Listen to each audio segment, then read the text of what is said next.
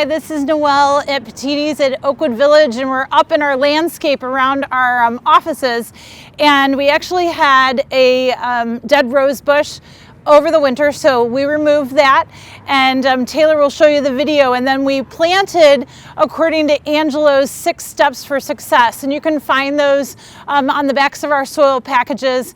And basically it is making sure that your hole is about twice the width of the plant you are planting, okay, and the same approximate depth.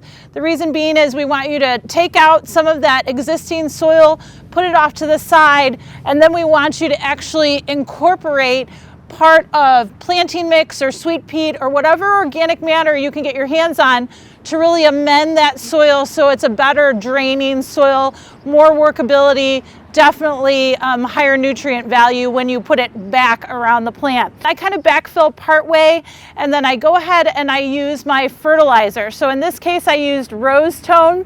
Rose Tone asks for about 1.25 cups per plant around the drip line, so that's what I applied, was the Rose Tone, and then I continued to backfill with the soil until the plant was covered and slightly above the existing soil level.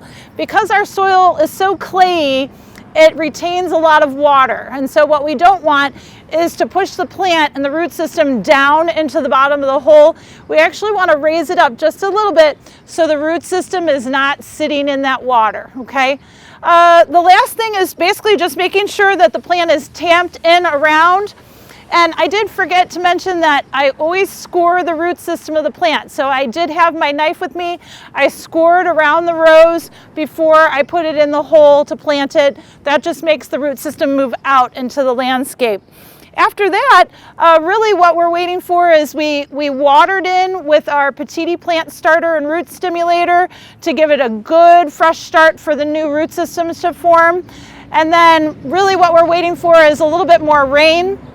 And then we can go ahead and we can mulch around the rows, not up to the crown, not up to the base of it, but just around. So we're suppressing weeds, we're keeping the soil moist and cool, and it also looks a little bit cleaner as well. So we'll do that last step as soon as we get a little bit more rainfall in spring, okay? That's basically Angelo's 6 steps to success. And now we've got a brand new, oh so easy Italian ice rose to enjoy.